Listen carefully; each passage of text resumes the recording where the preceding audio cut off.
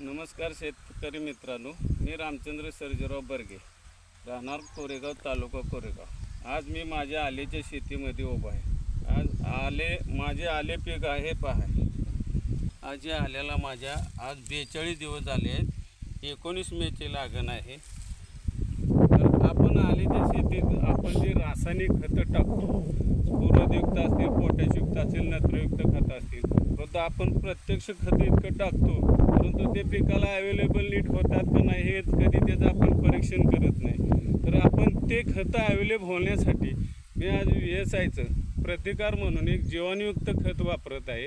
ह्याच्यात तुम्हाला सांगतो, हे पहा, नत्र, स्फुरद, पालाश, गंधक, सिलिकॉन, लोह व जस्त उपलब्ध करून देणारे जीवाणू खत आहेत। आज आपण भरपूर प्रमाणात जमिनीला रासायनिक खतं वापरतो, परंतु त्या जमिनीचा रासायनिक खतामुळे ऱ्हास झालेला आहे। जमिनीत जे स्फुरद आहे ते 20% जे अवेलेबल होतं, नत्र असेल, पोटॅश असेल, हे पूर्णपणे जमिनीत अवेलेबल होत नाही पिकाला, आणि ते अवेलेबल होण्यासाठी आपल्याला ही जीवाणूंची गरज आहे।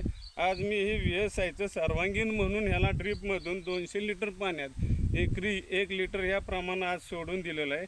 तुम्हीसुद्धा ह्या पद्धतीनं जीवाणू खतं सोडत चला, तुम्हाला आल्यावर खूप रिझल्ट दिसतील। आज बघा, माझं आले हे 42 दिवसाचं आहे।